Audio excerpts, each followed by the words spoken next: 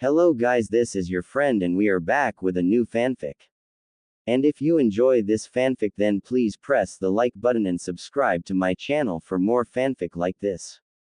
And now let's start the fanfic. Young Naruto Uzumaki, after another harsh day at the academy, where Sakura spurned him, Sasuke made fun of him and Iruka scolded him, again, made his way to his apartment. His apartment was a small one-room, which made sense since he was an orphan.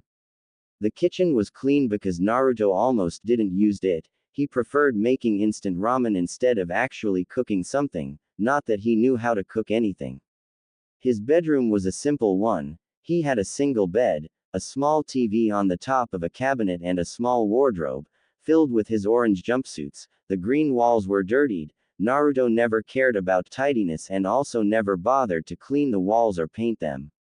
With exception of the small bathroom, the entire apartment floor was made of wood. Finally, reaching his small living room, which also served as his dining room, there were, besides the desk and chairs from the dining room part, a coffee table and an old sofa where an unexpected visitor waited.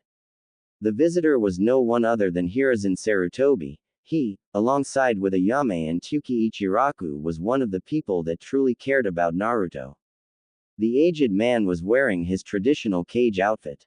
Naruto, upon seeing the man he considered his grandfather, quickly dropped his backpack and ran towards Hiruzen, hugging him. The Hokage made an habit of checking Naruto at least once a month. He already visited him last week, so Naruto was pleasantly surprised in seeing him at his living room. The reason that made the Hokage leave his office, and his damned paperwork, was to talk with Naruto about his academy performance. Naruto already failed the academy twice, and if he were to fail again he would be expelled from the academy. While most of the children entered academy at age 8, Naruto enrolled shortly after his 6th anniversary, so age-wise he wasn't actually behind his classmates. However, Naruto grades were always bottom half. He couldn't use any ninjutsu or properly mold chakra, and his knowledge was abysmal to say the least.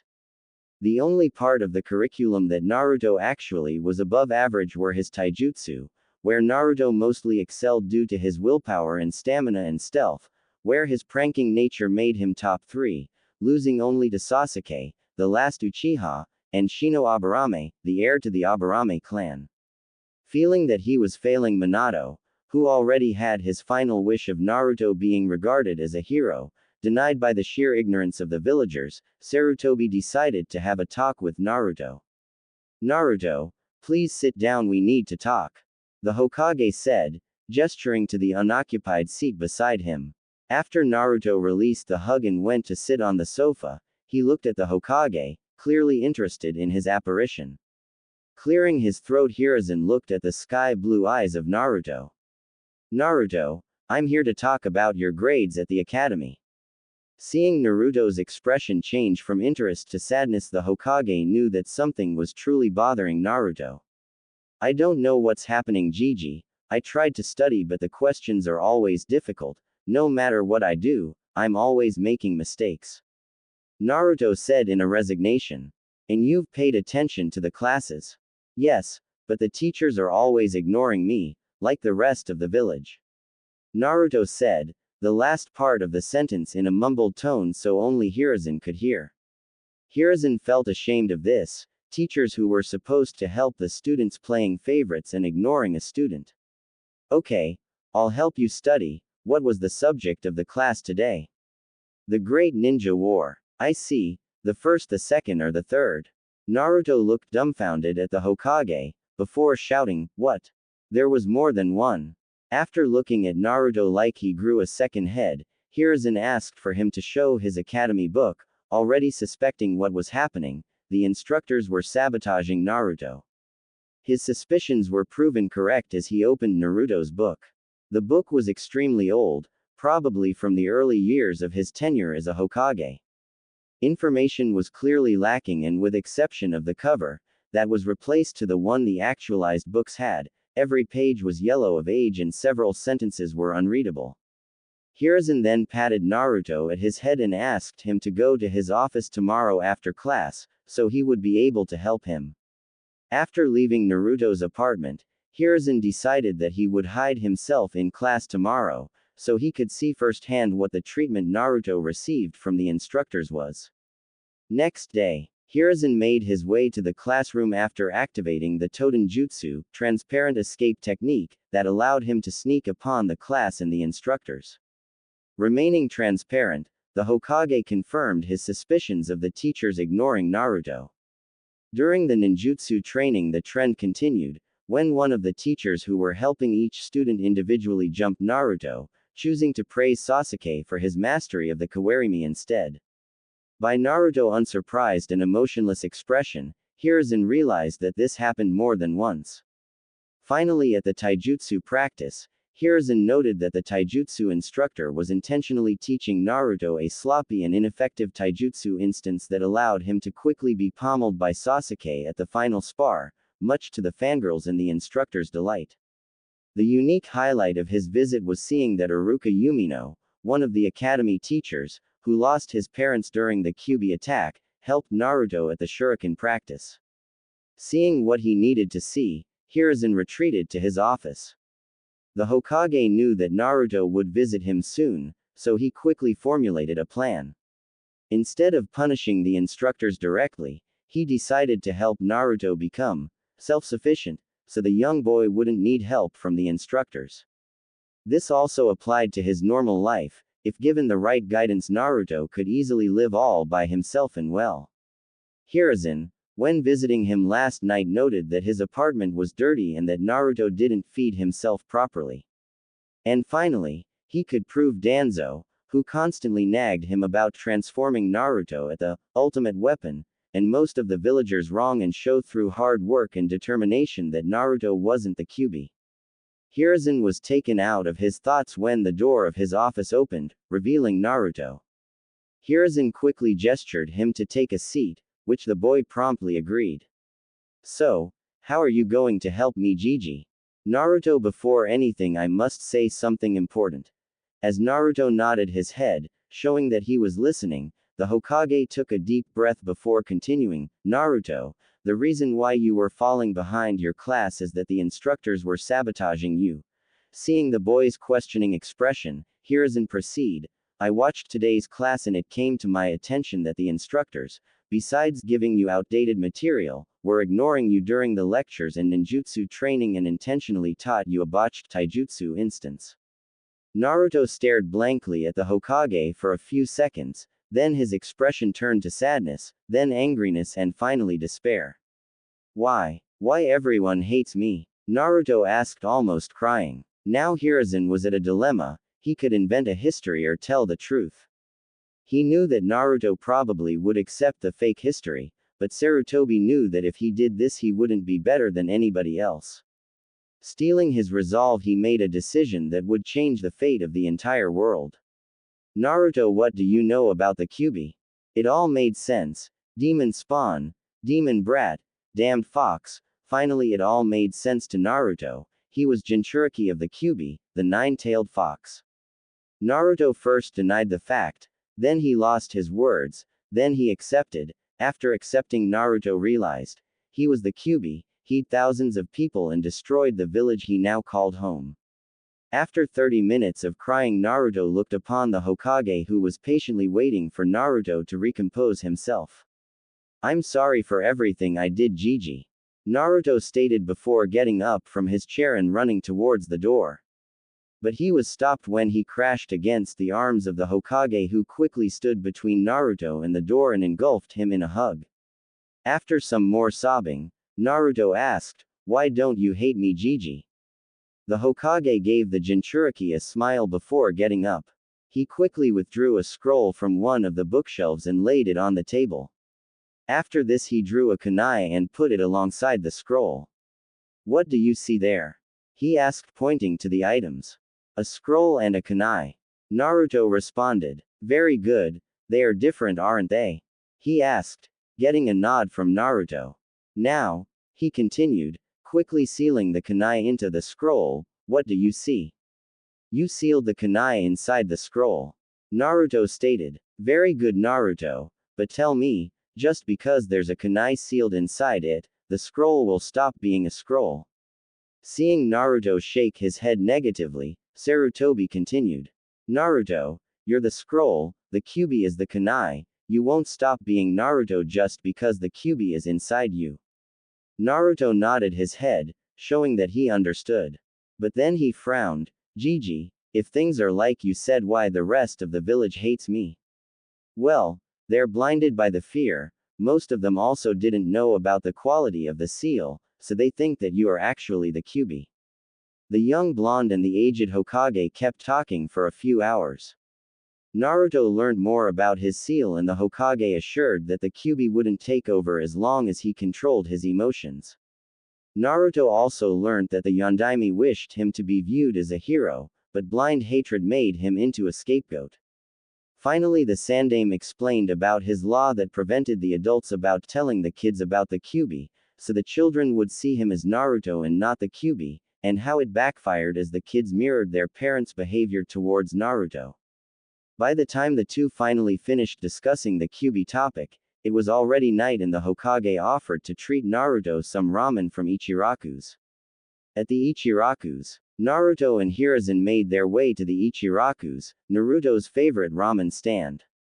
Even though Naruto loved ramen, his affection to the Ichiraku's was because here he was treated like family. Whilst the most expensive restaurants and even some stores refused to sell anything to Naruto, Tuki and Ayame always treated him well. After placing their orders, which made Hiruzen frighten a little bit because of the sheer amount of ramen Naruto ordered, they continued their conversation. Naruto, I'm going to ask a very serious question and I'd like you to answer honestly as possible. This got Naruto's attention, as he perked up and looked at the Hokage expectantly. Do you hate Konoha for everything you've been through? Naruto made a contemplative pose, putting his hand on his chin before replying. No, but I don't hate Konoha, but I maybe hate the villagers. Sighing and taking a deep breath, the blonde continued, after what you said to me earlier, I understand why they could fear me, but I didn't do anything to make their assumptions true. Naruto, since you were young you claimed you wanted to be Hokage, is this still something you still want? Honestly, I think it's not even possible for me to become Hokage anymore. I'd never get the villagers' support. You told me earlier that the big clans don't hate me, but I don't think that it's possible for me to be elected for Hokage without the civilians backing, right? If I died without stating who I wanted to succeed me, yes. But if I decided to back down from the post and with some backing, it would still be possible to select someone without the civilians' support as long as I have the Shinobi Council backing. I see, but answering your question, whilst being Hokage still has a shine for me, I don't feel like setting this as a goal anymore. So you have a new goal? Hiruzen asked, looking at Naruto with a raised eyebrow. Sort of. Now I'd like to become stronger so I can protect you, old man Tuki and Ayame Nichan. Gracing a smile, Hiruzen complimented the blonde, a noble goal indeed. The duo kept eating in silence. As Hiruzen finished his pork ramen, Naruto was already on his way to his 7th bowl of the day. Fearing for Konoha's economic situation due to the massive drain caused by Naruto and his ramen addiction, Sarutobi decided to speak again. Naruto, what we're going to do about the academy? You want me to talk with the teachers? Sarutobi asked, stressing the talk word. Naruto, while still acted dumb, knew this talk would be very painful for the instructor. Even though he wanted to see those dumbasses put in their places, Naruto dismissed the idea. I see, Sarutobi mused after Naruto's dismissal of his idea. You're willing to let them go freely after what they did to you? The Hokage asked, raising an eyebrow. I never said that. I guess some hard pranking is in order, and you're going to help me. Naruto replied with some real hardcore grin that sent some shivers down Sarutobi's spine. Oh Kami, I think I've created a monster. Time was running low, 4 on his left, another 4 on his right, 2 towering from above. Naruto had to act quickly. Drawing 4 shurikens from his weapon pouch, Naruto hit the 2 targets on the left, 1 on the right and 1 above. Time was a factor. Time to get extra flashy. Jumping backwards in a black flip motion, Naruto withdrew 2 kunais from his holster strapped on his right leg, hitting the final target above and another one on his right. Before reaching the ground, Naruto fired 2 shurikens up front, without any clear target, whereas the remaining targets stood on the edge of his peripheral vision. Pulling a wire with his left pinky finger, altering the trajectory of one of the weapons so it would head right. Then, jerking his head left, Naruto revealed another wire, this one pulled by his teeth. This wire, attached to the other shuriken, changed the projectile path to the right. In his final movement before landing on the ground, Naruto controlled the pinky shuriken to collide with the teeth shuriken. As the weapons collided, Naruto let go of the wires, effectively sending a shuriken towards his left whilst the other one headed towards his right. Gracefully landing on his feet, Naruto contemplated his work. 10 targets, 10 perfect shots. Very good, Naruto. 10 out of 10. Came the voice of Iruka Umino. Standing with 5 feet 8 inches, with olive skin, black eyes and brown hair styled in a ponytail, his most distinguishing feature being the scar that crossed his nose bridge. This man was one of the precious people Naruto gained in the last 4 years. Naruto and Iruka had an rough start, as the Jinchūriki often pranked the instructor.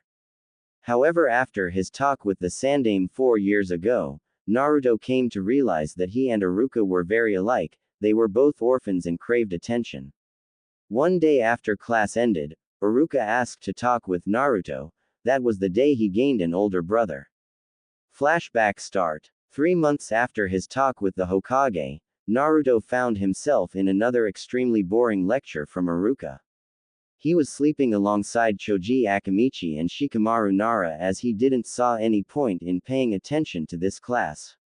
After some time, Iruka noticed the slacking trio and went to scold them about paying attention to the lectures. Choji and Shikamaru didn't seem bothered by Iruka's scolding, but Naruto was extremely angry because in the past he in fact paid attention to the class but never learned anything due to the instructors constantly sabotaging his progress. Naruto decided that payback was in order. Instead of pranking, he decided to show Iruka and everyone in class that he didn't needed them. So, during the day, Naruto would constantly answer all the questions Iruka posed to the class. During taijutsu, spathy blonde-haired boy made short work of every opponent, including Kiba Inuzuka, owner of one of the best taijutsu grades in the class, before surrendering against Sakura under the reasoning of being tired, a blatant lie. As Naruto kept answering all the questions and beating every opponent, he would constantly glare at Iruka and Mizuki, as if saying that he didn't need their help.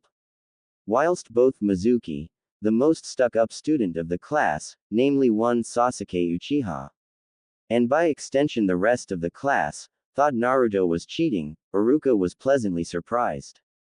He always came out as a rigid teacher, but unlike the other academy instructors, he never despised Naruto because of the Kyuubi. He saw Naruto as a normal kid, like the rest of the village should.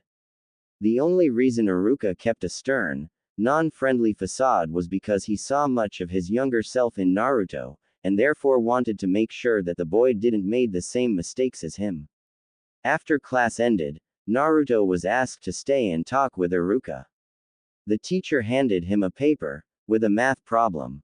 Naruto, if you answer this problem right, I will never bother you during class again. Reading the problem, Naruto saw that it in fact was a hard question, but not an impossible one by any means. So after 15 minutes, Naruto handed Iruka the paper back with his answer. Iruka knew that Naruto was holding back in classes, a fact that went unnoticed by the rest of the academy staff and even the students, so he purposefully gave Naruto a genin graduation test question. Knowing that Naruto never paid attention to the classes, he knew he wouldn't suspect anything. As he saw the question, he knew that if Naruto wanted he could easily be top 3 in class, but he didn't wanted this because of something. Very good, Naruto. As the said boy then turned back and made his way towards the door, Iruka said something that definitively got his attention. What about going to Ichiraku's? My treat. Flashback end. After this, Naruto and Iruka became extremely close. Naruto never became top 3 in class, staying in the middle of the pack, but only because he didn't wanted it. Iruka managed to gain the boy trust and they became brothers in all but blood. Iruka learned about Naruto's rough start at the academy, and saw that the slacker Naruto only existed because said boy didn't wanted any of the instructors to claim that they helped him achieve anything. As Naruto respect to Iruka grew, he even started paying attention to Iruka's lectures, leaving the sleeping to the other teachers' classes. Now Naruto, all you need to do to pass the exam is to perform a henge, a kawarimi and a bunshin. The boy nodded, before performing a kawarimi, substituting himself with a practice doll. Excellent, now a henge. Performing the seals, Naruto transformed himself into Anko Mitarashi, the snake mistress of Konoha, wearing a more revealing than the usual outfit if that was possible, basically an almost Anko, only with some extremely small pieces of fabric covering their most private areas. The effect was instant. Iruka went from a serious academy teacher to a pervert in 0.003 milliseconds, being propelled backwards by a giant nosebleed, before losing conscience upon hitting a wall. 15 minutes later Iruka regained consciousness. B Baka, what was that about? Ha, I always knew you were a closet pervert, this is my why no jutsu. What king of ninja does something like that? Iruka said, before bonking Naruto in the head. Someday this will defeat even the Hokage, Datbeo. Naruto replied, causing Iruka to sweat drop. Anyway, now you need to do a bunshin so you could pass. In the exterior Naruto was looking calm and collected but deep inside he was freaking out. The bunshin no jutsu was always his weakest technique because of his abnormal chakra pool. I need to do this, I can't fail Konohamaru and Ebisu hentai. Flashback start. After his payback at the academy teachers in an elaborate prank that consisted on having Anko Mitarashi to invite the before-mentioned teachers to a 4-way date with the Ice Queens of Konoha, paint, slingshot hits at very sensible places and horse weight laxatives, Naruto was back into the Hokage office. Yo, wanted to see me Gigi? Yes, we need to talk what we are going to do about your studies. I've been thinking on firing them or at least giving them an ultimatum about their responsibilities as teachers. Should they don't comply with my orders first pan on firing them and stripping their shinobi ranks. Thanks Gigi, knowing you care for me like this means a lot to me, but, Naruto replied, adopting a more cautious tone, I don't think it'll work. Seeing the Sandame's questioning expression, the blonde continued. The teachers hate me, but they are good at what they do. All I need to prove myself is to know that they aren't sabotaging me. Also if you fire them it'll take some time to find replacements and it'll prejudice the rest of the students. 8 years old and already putting the others' needs before his own. I see. Then Hiruzen light up a grin he only displayed when he managed to outmaneuver Danzo, the elders and the civilians during council meeting. Then I have an idea. You'll have full access to the Sarutobi compound library, as well as the Hokage estate library. Use it to find reliable information concerning your studies. Naruto frowned a bit. Whilst he was the hard-working type of guy, he disliked reading, but he couldn't let his Hokage down. He was interrupted of his thoughts when he heard the slight tired, yet firm voice of the Hokage. But we still need to make up for your lost time in your skills training. Satoko, his secretary, please summon Ebisu here. Flashback end. Ebisu was a Tokubetsu Jonin specialized in training. He like mostly of the village despised Naruto, but being picked by the Hokage, he saw in this assignment the perfect opportunity to prove his worth to the Hokage. Naruto trained under him for 3 years, 2.5 of those years were purely focused on chakra control, which Ebisu defined as backbone of all good shinobi. With the half of the year left, Ebisu taught Naruto in basic nature transformation, whilst Naruto was ecstatic that he possessed a wind nature affinity that favored him during combat, he was saddened by the fact that nobody in Konoha was able to use it, which made learning it impossible. Hiruzen informed that his son, Asuma was a wind-type user, but he left 6 years ago to join the 12 guardian ninja of the daimyo of the Land of Fire and was yet to return to Konoha. Ebisu then decided to train Naruto in fire release nature transformation. Due to his affinity with fire being extremely higher, mainly because of the Kyuubi's chakra, and his now high chakra control, Naruto was able to learn 3C ranked Kaden Jutsu. Kaden, Enden Fire Release, Flame Bullet Kaden, Gokaku no Jutsu Fire Release, Great Fireball Technique, and Kaden, Hosenka no Jutsu Fire Release, Phoenix Sage Fire Technique. His skill level in Fire Release Jutsu was already at low Chunin level, when compared to Sasuke Uchiha, the last Uchiha, as the civilians said in awe, or the Emo Avenger, and Duck Butt Hair, as Naruto and Kiba referred to him. Naruto was at the same level, if not above him. Ebisu's hard work with Naruto also paid profit to the teacher, that was hired by Hiruzen as a tutor to his grandchild, Konohamaru. As a final gift, Ebisu gave Naruto a scroll with the Kaden, Karyudan Fire Release, Fire Dragon Bullet AB rank jutsu, that Naruto was yet to perfect, and declared that he was proud to be able to teach him.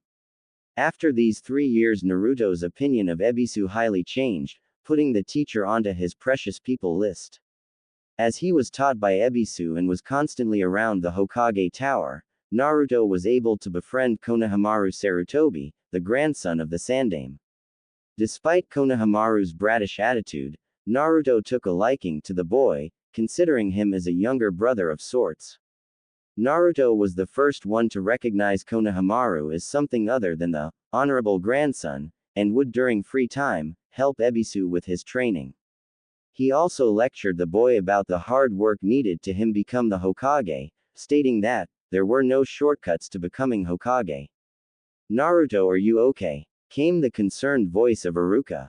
"Yeah, why?" "Well, you were spacing out staring at the empty for 10 minutes.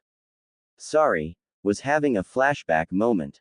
Naruto replied, rubbing the back of his neck. "I'm still waiting for the bunshin." "Roger that." Clearing his mind, Naruto made the required hand signs, summoning 5 bunshins. Iruka looked at the clones before smiling to the boy.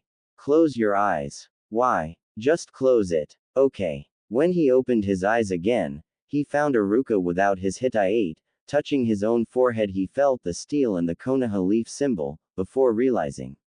"Congratulations on graduating, Naruto. You're now a shinobi of Konohagakure no Sato." Tears welled up in Naruto's eyes as he remembered of all his struggles during his lifetime. Now he finally did it. "Thanks, Iruka-sensei." The duo was then interrupted when a purple-haired Anbu woman, wearing a cat mask, appeared before them. "Iruka Yumino, Naruto Uzumaki, your presence is requested by the Hokage." "Congratulations on graduating, Naruto. You truly deserved it," the Hokage said, with a hint of pride of his surrogate grandson achievement. "Thanks, Hokage-sama, it means a lot to me." During his 4 years of studies, Naruto was able to read a book or two about etiquette, realizing that his effective way to refer to the Hokage was somewhat disrespectful. He decided to use the proper honorifics while at public. He never stopped seeing the Hokage as a grandfather figure, but decided that he could change his attitude to be a bit more professional. Still, in private he always called him his Gigi. "Well, you're all business then. Now, do you have any idea why I called you here so promptly?" "No, but I assume it has something to do about me taking the graduation exams a day before the class." "Yes, in fact it has. As Hokage of Konohagakure no Sato, I assign you a B rank mission." "B rank? Weren't those supposed to be taken only by Chunin or above?" "Not that I'm refusing the mission though. Quote, in fact, usually during peace only Chunin or above are allowed to complete B ranks, however this mission in particular requires you to undertake it. There were some reports of an enemy spy working inside the academy. I suspect about some few teachers, but I can't take any actions yet. Yesterday we've received a report that this spy is plotting to steal the scroll of seals, that contains Kinjutsu and was sealed by the Shidaime Hokage himself. We suspect that the spy will probably attempt to enlist the help of one of the students that failed the test. Considering your stealth prowess and background, we believe that if you somehow fail the exam you'll be the prime option of the spy." So, I need to fail the exam, but I'm still a genin, right? Yes, the reason you graduated a day earlier in secrecy was that you could finally be assigned this mission. I assure you that even if you fail, you'll still be placed on a genin team. I don't plan on failing though. Naruto replied with a smirk. And I don't think you will. The Hokage said, also smirking. Naruto, even as a genin, was one of his most trusted shinobi. In fact, he planned on revealing the truth of his parentage as soon as Jiraiya set his foot on Konoha. So, what are my orders? You'll botch your own graduation test to be approached by the spy. After that, you'll use a decoy scroll and inform the Anbu about your meeting point. Like I said earlier, this is a B rank. Like I said earlier, considering there'll probably be a fight and you'll likely be targeted by the enemy. Thus you'll also will be required to assist the Anbu in the spy capture should they require, but I don't think they will. After that, come to my office, I'll give you a graduation present. Things were going as planned for Naruto. He decided to purposefully arrive 5 hours late to the exam. Somewhere a silver-haired cyclops, reading an orange smut book, sneezed. I have a feeling that finally someone decided to follow my way of life. This was of course planned, as he didn't want to raise any kind of suspicion amongst the graduates. He was approached by the spy, who turned out to be Mizuki, as planned. After retrieving the decoy scroll at the Hokage's office, he met with the Anbu assigned to the capture of Mizuki, the purple-haired girl with the cat mask of yesterday, who introduced herself as Neko.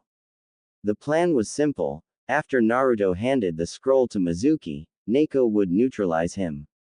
Should she was unable to instantly restrain him, Naruto would act as support, not engaging Mizuki directly. Naruto was sitting at the rendezvous point, the clearing of a forest outside of Konoha, waiting for Mizuki. He made sure to observe all the surroundings, to be able to plan something should Neko's plan went wrong.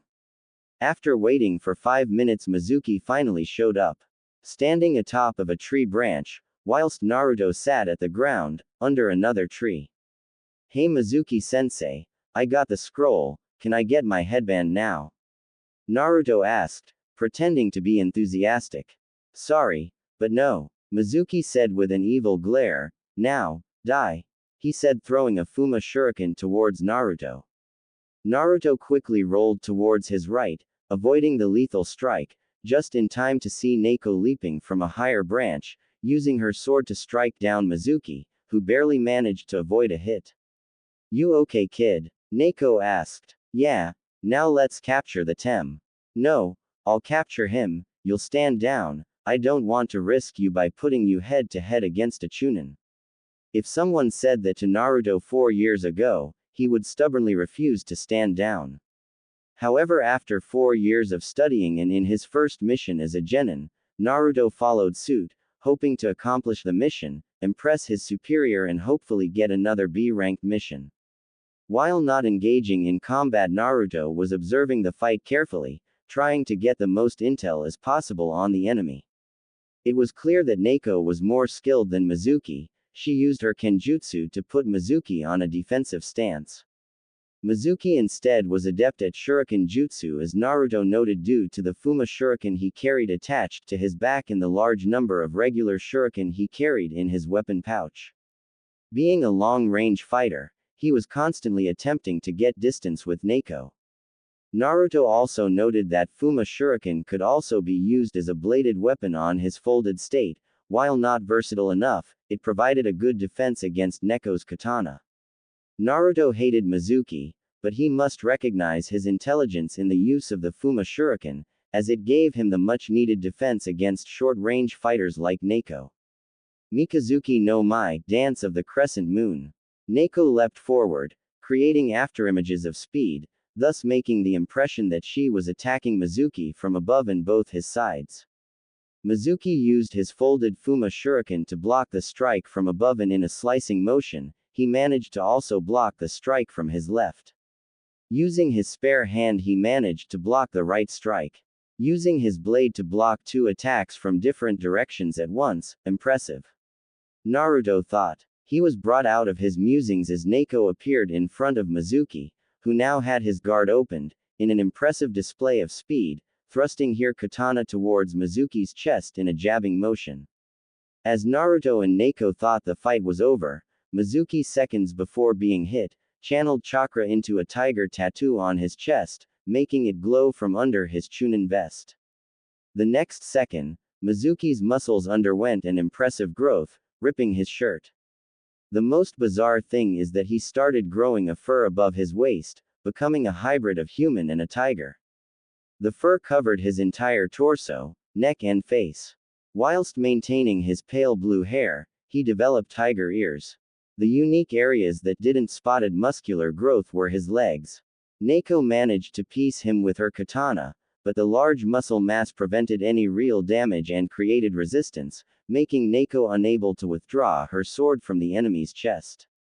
What the hell, was the collective thought of Naruto and Neko. Now I'm going to both of you.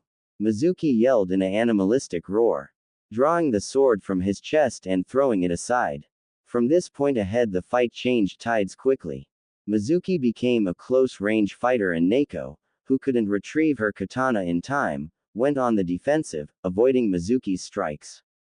The game of cat and mouse lasted for about 5 minutes. Naruto stood sideways watching the fight development. It was clear that Neko wouldn't be able to handle the onslaught for much longer. As in a clue, Mizuki launched a punch as Neko leapt backwards in order to avoid the strike, but Mizuki used his other arm to land a hit on the anbu, on her left leg. Judging by the cracking sound, it was clear that Neko's leg was broken, effectively taking her out of the fight. Now Naruto had a choice. By observing Mizuki's behavior, it was clear that this transformation tired him. His reactions weren't sharp as they were in the beginning. Now he could retreat taking Neko, but risking a failed mission as Mizuki would have more than enough time to retreat. Or he could fight, hopefully lasting longer enough to get reinforcements, but risking both his and Neko's lives. Also failing his first mission, even if its AB rank would be bad for his record and could in the future get in his way when getting missions. Naruto shivered for a second thinking of the infamous D rank missions he would have to complete to get in the Hokage's good graces again. Also allowing a spy to leave Konoha with extensive information would be, quoting Shikamaru, troublesome. As stated before, there were two choices: stay and fight, risking his partner life, or flee, saving Neko but giving the spy who possessed intel on the village to leave. Fortunately Naruto was known for thinking outside the box, and came with a third plan. Leaping onto action he fired a supercharged Kaden, Gokaku no Jutsu, towards Mizuki, who, surprised by Naruto's prowess in the Kaden, stood dumbfounded, getting hit by the jutsu. His muscular frame and fur shielded him from any fatal damage, but it still hurts like hell. Roaring, he looked around and saw that both Naruto and Neko were gone. Naruto used the jutsu as distraction, so he could retrieve Neko. He rested her under the trunk of a tree, using the shadows in the forest to hide her. Then he made his way towards Mizuki, much to the Anbu agent protests. Mizuki was retreating towards the border with the rice country, where he was supposed to meet with his master. However, he stopped in his tracks when he heard the voice of the guy he hated the most. "Where do you think you're going, Naruto?" the traitor growled. Adopting a serious tone, Naruto glanced towards Mizuki, before speaking again. "Before we start, I'd to say a thing and then make you a question. I wanted to say that you're an amazing teacher, and I, as the Kyuubi, really shouldn't be allowed to learn alongside geniuses like Sasuke Uchiha. Still, under different circumstances, I'd be delighted to learn under you." Seeing Mizuki's amused expression, Naruto knew that if he couldn't make it as a ninja, he really should get a try on the acting career. "Damn, I'm a good actor. I might even be able to star alongside Yukie Fujikaze in one of those Princess Gale movies." "Now for the question," Naruto said, adopting an even more serious tone. "The tiger is your father or your mother?" "What?" Mizuki asked, taken back by the blonde's question. "What I'm asking is," Naruto said, using hand gestures to emphasize his point, "a tiger ed your mother or your father ed a tigress?" The forest was silent for 5 seconds that you could even hear the breathing of the various beings that inhabited the forest as Mizuki looked towards Naruto. Obviously this silence was bound to end soon. "All you demon brat. I'll gut you alive," Mizuki said, leaping towards Naruto, starting the hunt. Naruto, due to his background as a prankster and his training under Ebisu, was able to escape Mizuki with relative ease. For the next 30 minutes, using stealth, his fire jutsu and some weapons alongside some explosive tags and flashbangs, Naruto outmaneuvered Mizuki, hopefully buying Neko's time to escape and tiring Mizuki out. As he dashed between the trees, he noticed a shiny object on the ground, Neko's katana. Why not? He asked himself, picking up the sword from the ground. The katana was single-edged, and had a red and brown hilt, with some golden yellow details on the handle. 5 minutes later, he faced a panting Mizuki in a clearing nearby where he left Neko. Even my strongest fire jutsu wasn't able to cause him any damage because of his fur and muscles. However, if things were going as planned, reinforcements should be coming soon. Still, I need to fight him right now so he wouldn't suspect anything. It's a good thing I picked that katana up. Naruto formulated a strategy that consisted on dodging Mizuki's strikes whilst using the katana to prevent him from getting much closer. After reevaluating his opponent, Naruto decided it was safe to adopt a more offensive instance. Whilst never receiving any kind of training in kenjutsu, Naruto was a kinesthetic learner, and during his brief spar with Mizuki, he was able to learn the basics of the katana. The fact that he was genuinely interested in learning kenjutsu in the future was another plus. Unknown to him, Neko didn't retreated. She refused to leave a genin alone to fight a chunin. Unfortunately, Mizuki's punch broke her calf, so she was in no condition of fighting, but should Naruto fall, she would be able to hold him long enough for him to retreat. She looked at the blonde boy holding her katana and frowned. Academy students weren't taught kenjutsu in Konoha as opposed to villages like Kiri and Kumo, so obviously the boy shouldn't be able to wield the sword properly. Noticing his grip, she realized that the boy didn't use the Konoha kenjutsu stance, but he appeared to be comfortable enough. As the fight progressed, she was pleased to see that Naruto wasn't the hot-headed idiot type who leapt forwards without thinking. He properly took his time, and used the katana as a defensive weapon to prevent the enemy to close distance. Interesting use of an offensive weapon to create defense. The boy is intelligent. Neko frowned as she saw the boy adopting a more offensive instance, and hoped he wasn't getting overconfident. During the next 5 minutes, Neko's already growing opinion of the boy increased even more, as he was able to keep attacking, tiring the opponent out and not allowing him any kind of chance to counterattack. Naruto kept attacking and tiring out Mizuki. He even managed to get a few cuts on his legs and torso, but mostly importantly, he stalled the enemy. Why he did that? To get reinforcements, of course. How he knew there were reinforcements coming? It was his plan all along. As he dodged another furious strike of Mizuki, who was on his last legs, he felt 2 chakra signatures approaching. Whilst not receiving training in censoring, Naruto had a natural talent for this particular ability. When younger, he sensed people by his QB improved hearing. Nowadays he was able to sense chakra signatures meditating, but being focused on the fight, he still was able to sense someone coming, but he didn't know their strength. The reinforcements were in fact Anbu, who using a restraining technique quickly subdued Mizuki, getting him unconscious. At the same time, Neko appeared. She was there all this time. I really need to pick up my sensing abilities. Her Anbu mask prevented her from showing any emotions, but if Naruto could guess, he would say it was anger, as he expressly refused to follow one of her direct orders, engaging the enemy. The mission was successful, but he refused to follow orders anyway. He just hoped he could still get at least C-ranked missions after that. You refused to follow my orders. Yes, I did. I'm sorry about that, but we couldn't allow the spy to flee with important information on our village. Still, you didn't follow my orders. Neko-san, I'm sorry, I made a decision on the spot thinking on the best of the village whilst trying to prevent any unnecessary causalities. Still, I know I broke the rules and I know there'll be consequences. No, there won't be any consequences. Neko said coldly, flaring intent, and Naruto somehow felt his shinobi career was in danger. However, suddenly the key vanished, and judging by Neko's body language, she was happy. I also made several mistakes on this mission.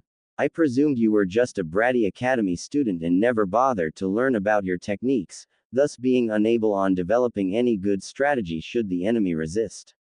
I over-relied on my kenjutsu, which made an opening that allowed the opponent to attack me, jeopardizing the mission.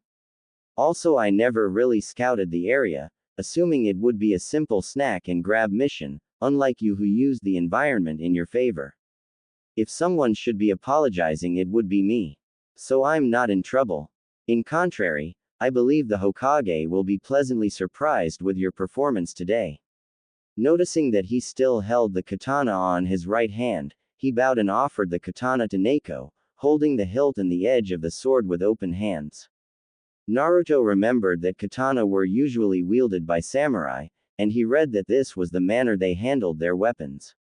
I believe this is yours, Neko-san. Taken back by the young boy knowledge of the Bushido, she bowed, accepting her sword. You've put quite a display fighting Mizuki. I didn't knew that the academy started teaching kenjutsu again, even though I don't recognize this style as being the Konoha kenjutsu. It's because it wasn't. The academy doesn't offer any kenjutsu training. I tried to wield the katana with the best of my abilities even though I never received any formal education in kenjutsu. I just hope my display wasn't an eyesore for a practiced kenjutsu user like you. Wait, you're saying you never properly trained kenjutsu? How is that possible? I'm what people call a kinesthetic learner. It came to me pretty easily actually. Naruto said, shrugging. But I believe that my interest in kenjutsu helped me as well. Neko was dumbfounded. This kid could put up a fight, wielding a weapon he didn't had any familiarity with, and was able to create his own style, even with some noticeable flaws. In 35 minutes. I have to tell Hayate-kun about this kid. He was looking for an apprentice for years. Naruto-san, came the voice of one of the other Anbu operatives, who wore an ox mask. The Hokage requested your presence in his office ASAP. Go. We'll take care of Neko-senpai and the traitor. Hiruzen was slightly preoccupied. He was able to use the crystal ball to see the mission progress, and promptly sent Anbu to help Naruto and Neko during the mission. Mizuki had this strange transformation that he suspected it was work of Orochimaru. If that was indeed true, it meant that things would get even more complicated. However, what concerned the most was that he wasn't able to witness the rest of the fight. The Tomegan no Jutsu telescope technique had a time limit that ticked down just as Naruto questioned the paternity of Mizuki. His fears, however, were put to the ground as the door to his office opened, revealing Naruto. Mission accomplished, Hokage-sama. So, you decided that it was a good idea to engage a Chunin-level shinobi, who managed to defeat one of my best Anbu operatives just one day after you graduated from the academy. Yup. Even when this Chunin probably used a kenjutsu to enhance his physical abilities. Yup. Damn it, Naruto, could you please stop replying every question I have with a, yup. Yup. Wait, no. This isn't a joke. Have things played differently and the Anbu haven't arrived at time, you could have died. Hiruzen ranted, in the verge of yelling. Well, I knew they would be coming. Naruto replied with a grin. Stop messing around. I'm being serious. So am I. Seeing the Hokage's doubts about his previous statement, Naruto elaborated. Remember when I fired the first fireball to distract Mizuki and save Neko? Getting a nod from the Hokage, the genin continued, I supercharged that attack with half of my chakra, so the Anbu stationed in the village perimeter could easily sense the attack and head towards our direction. I never planned on taking Mizuki down, I just kept stalling him to give the Anbu enough time to reach the scene. Hiruzen was dumbfounded. Naruto, having just left the academy, already developed a Chunin-like line of though. However, he wasn't totally convinced yet. You knew the scroll was a decoy one, so why risk getting into a fight? Perhaps you were trying to show service to get more high-ranked missions. I'll be honest and say that in fact this went through my mind, however it was far from being the reason I enacted a new plan instead of withdrawing and risking losing Mizuki. Using his hand to enumerate his points, he continued, reason number 1. Letting a spy flee the village is always bad for the image of the village, and could in the future translate into more hostile spy actions. Reason number 2. Mizuki was the academy teacher of a class full of clan heirs, including the famed Hyuga and the Uchiha clans. Considering our village relies a lot on its clans, I assumed that by stopping him I could prevent sensitive information from getting into the hands of the enemies. Third reason. Since he was captured alive, the T&I department can get information of his reasonings and hopefully his employer. Fourth reason. I hate Mizuki. Hiruzen now had to fight the urge to promote Naruto to Chunin at the spot. The kid embodied the will of fire, putting the village security and his comrades ahead of his own life. He was still reckless, but this kind of attitude demanded encouragement, not reprimands. Well, I'm speechless. Not only you completed a mission that turned out to be AA rank since it concerned secretive village affairs, but also managed to analyze the scenario you were in, decide the best plan of action and develop, and perform, a successful strategy at the spot. Thanks Hokage-sama, being praised by you means a lot to me. No need to formalities now, we're alone. Picking an envelope on his drawer and handling it to Naruto, he continued his speech. This is the reward for your first mission. Like I stated earlier, due to the capture of an enemy and the facts I mentioned before, it turned out to be AA rank. Opening the envelope, Naruto's heart skipped a bit. 150,000 ryo. AN. I am using the conversion rate that $1 is equivalent to 10 ryo, so Naruto received about $15,000 for this mission. Seeing the genin eyes shine with the amount of money, Hiruzen chuckled. Don't go spending all your money on ramen. Also, remember to go to the academy next week for the genin team's assignments. Until then you're dismissed. As soon as Naruto left his office, Hiruzen reached for his hidden drawer, where his faithful companion in the battle against the paperwork rested. Time for some reading, the Sandaime said to himself, giggling perversely. His quality time was quickly interrupted when a Anbu appeared in the room.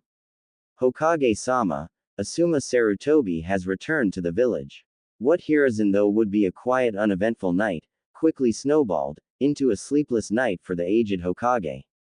First Naruto managed to complete his A rank, capturing a spy that could be working for Orochimaru. Then his son, Asuma, came back to Konoha and is requesting an audience with him about being reintegrated into the shinobi program. Also he had to create the genin teams of a graduating class full of clan heirs, what was never an easy task, considering both the civilian and the shinobi councils tended to butt in, the latter one being in a most considerate, less demanding manner. Finally Neko, one of his most trusted Anbu, asked to a private audience with him alongside her boyfriend, Hayate. Why? He had no idea, but before worrying about Neko, he had to meet his son. Asuma and Hiruzen never really agreed about anything. Hiruzen knew that his younger son never wanted to be seen just as the Hokage's son. Hiruzen's wife, Bawako, was the peacemaker. Both men were extremely strong, but they were smart enough to learn to never get on the bad side of a woman. When Bawako passed out, their relationship deteriorated badly. Asuma felt alone and Hiruzen buried himself into his work as Hokage. Finally, on a fateful day 7 years ago, Asuma had a serious discussion with his then-girlfriend, Kurenai Yuhi, and they ended breaking up. Alone, Asuma decided that he needed a change of air and decided to accept the daimyo offer to join the 12 Guardian Ninja. During those 7 years they only exchanged letter thrice. When Konohamaru was born, when Asuma attained a bounty of 35 million ryo and Hiruzen wrote to him, counseling some security measures, and finally when he decided that Kurenai should be promoted to Jonin and asked Asuma, in condition on being her ex-teammate. But now father and son stood in front of each other after all these years. Hiruzen noted that gone was the teen that left years ago, now he was a man. Asuma was still relatively young, 27 years old, but carried himself with the air of a veteran. The Sandame's son was noticeably stronger than he left. One thing that remained the same was his smoking habits. Usually parents tended to discourage those kinds of habits, but being a shinobi meant your life would be online each and every time, so dying at his mid-40s was already better than dying in his mid-20s, like Minato and Tobirama, two of the strongest shinobi Konoha had to offer and that died nevertheless. So, you're back. Yes I am, father. Both men spoke in neutral, bearing emotionless tones, but even when they were on speaking terms they behaved like this. Asuma, unlike his elder brother and his nephew, never was the kind of people to let himself be overtaken by feelings. So sitting on an office, making small talk or playing shogi, was the way they had to connect.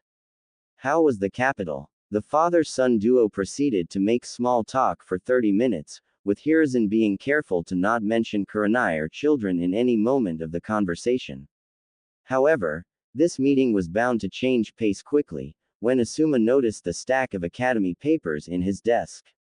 You're building the teams, aren't those supposed to be built automatically? Usually yes, but this year has been particularly different.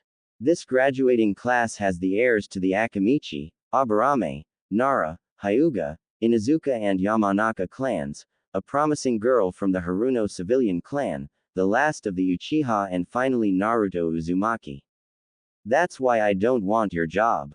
Asuma said chuckling. Humph, this isn't even the worst part. The civilian council kept bothering me about assigning the Uchiha to a one-man squad, so others wouldn't hinder his growth. The Shinobi Council keeps asking me about the sensei and the Jonin themselves keep asking for certain additions to their teams.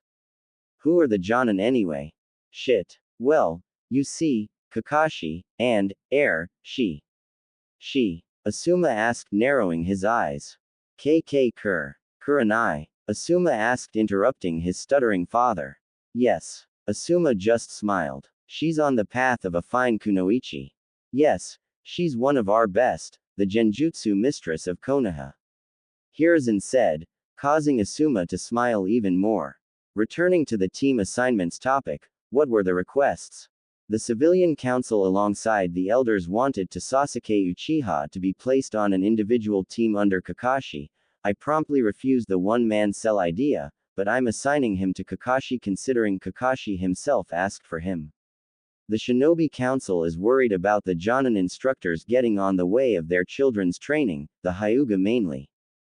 Kurenai decided to ask for an all-kunoichi team, so she could beat the fangirl out of the Yamanaka and the Haruno whilst helping the Hyuga to develop confidence. Kakashi asked for both Sasuke and Naruto, whilst Danzo requests him to be trained as a weapon and the civilian council requests his execution. Though break, do you have any team ready yet? Only the Ino Shika Cho. I already have Sasuke under Team Kakashi, but I don't want Naruto on his team.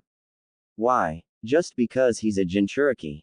No, because right now he's the best genin I've had since Itachi Uchiha. Sarutobi explained, causing Asuma's eyes to widen.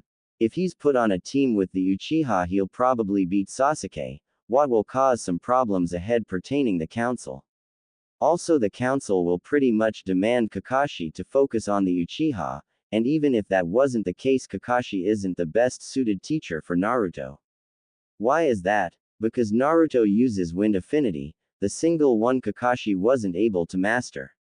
A wind user. Like me. In Konoha. How is that possible? Asuma suddenly became a lot more interested in this year's class.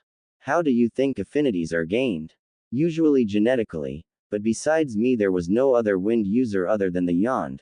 The Asuma eyes widened, he looked at his father, who just nodded, then he looked onto the Yondaime portrait that was hung in the wall and cursed his stupidity for not realizing before. Well, I guess that explains why Kakashi wanted him. Yes, but I know Kakashi isn't the best teacher for him.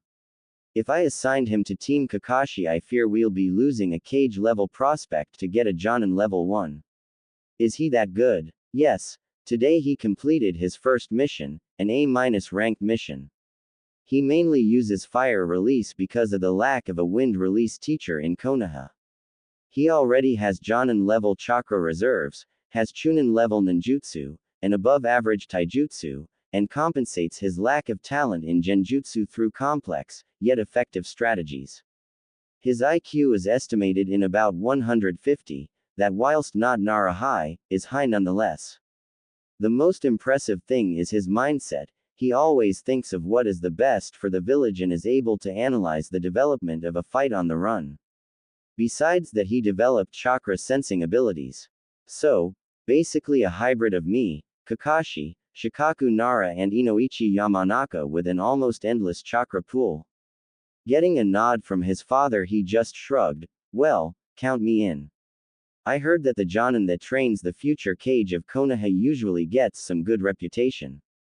Asuma, the Sandaime said before grinning, this is perfect, with you as a sensei I can balance the squads.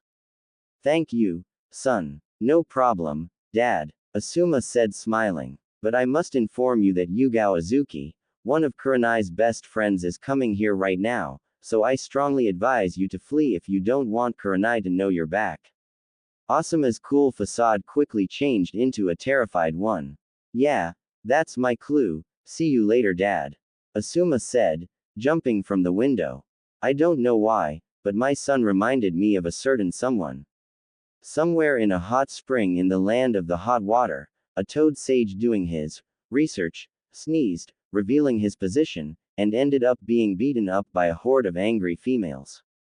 Naruto woke up with a sound of a knock on his door. Walking around his small apartment, he quickly changed into a plain black t-shirt and a white cargo short combo, which he wore during the last 4 years at the academy.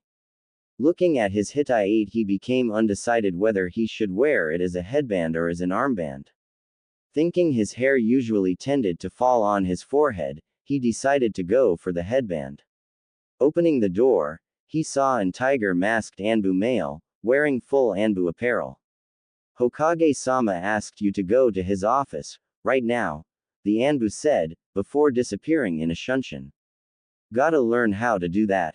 After walking to the Hokage tower, he entered the office, where he was received by the Hokage and 2 other persons, a purple-haired girl with straight waist-length hair with brown eyes and pale face, and a man with a tired aspect, evidenced by the bags under his eyes, with fair skin and short brown hair. The couple wore standard Konoha flak jacket, the uniform for Chunin rank or above shinobi. The noticeable fact is that the 2 of them had katanas, a rare sight in Konoha, where kenjutsu wasn't taught, unlike other villages like Kumo, Kiri and even Iwa by lesser extent. Hello, Hokage-sama, Neko-san, Neko's boyfriend-san. Wait, how do you knew who I was? I never showed my face, and how do you know that Hayate-kun was my boyfriend? Answering your first question, the katana you have strapped on your back is similar to the one you used yesterday. The handle seemed custom-made, what eliminates the possibility of it being mass-produced, and I kinda sensed your chakra signature. Wow, I didn't know you were a sensor too, but how did you discover that Hayate-kun was my boyfriend? You were holding hands. Quickly detaching their hands, the couple looked to the Hokage that was clearing his throat. Naruto, I called you here for 2 reasons. The first one is that I forgot to give you your graduation process, the Sandaime said, taking a scroll from a drawer and handling it to Naruto. This scroll contains the Kage Bunshin no Jutsu, a jutsu that was into the scroll that Mizuki intended to steal. This jutsu is labeled as a kinjutsu due to the high chakra usage, but considering your abnormal chakra reserves, I don't think you'll have any problems in using it effectively. Here is an explained. Now, for the second topic. Naruto, those behind you are Yugao Azuki, whom you met as a Neko during last night, and her boyfriend, Hayate Gecko, the best swordsman of Konoha. It came to Yugao's attention that you were quite skilled in kenjutsu even though you haven't received any formal instruction in that matter. Therefore, they are offering to teach you in the Konoha Ryu Kenjutsu. What do you think? For real? He said, turning to the couple, who smiled and nodded to him. I'd love to. Hokage-sama informed us that you were given a 1-week rest until you're assigned to your genin team, so I'd like to teach you during the afternoons of this week. After that, I'll assign a training program that will make you able to train alone, Cough after 2 months you'll have a spar with me and Yugao-chan here. Hayate explained. Now let's get to work. Yugao completed. 2 days before the Genin team assignment. After another hellish training session under Yugao and Hayate, Naruto was making his way home. His kenjutsu improved greatly during training, but still was a work in progress. Yugao also was considerate enough to give Naruto some pointers in the usage of his sensory skills, but they were nowhere near effective, as Naruto could only sense signatures in a 500 meters radius and could only distinguish those signatures into a 100 meters radius. Considering even Genin were able to cut this 500 meters in less than 1 minute, and he could only sense their chakra in less than 10 seconds before the attack, it would leave him defenseless, as he would only have this tiny time window to evaluate the opponent chakra and decide he would be able to fight back or retreat. The couple decided to give Naruto tomorrow as a day off, so he could rest for the big day.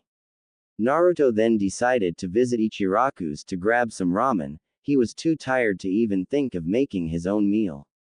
After he learned about the Kyuubi and decided to put more effort in becoming a shinobi, Naruto, after some persuasion from Ebisu and the Hokage, decided to cut off ramen, adopting a more balanced diet.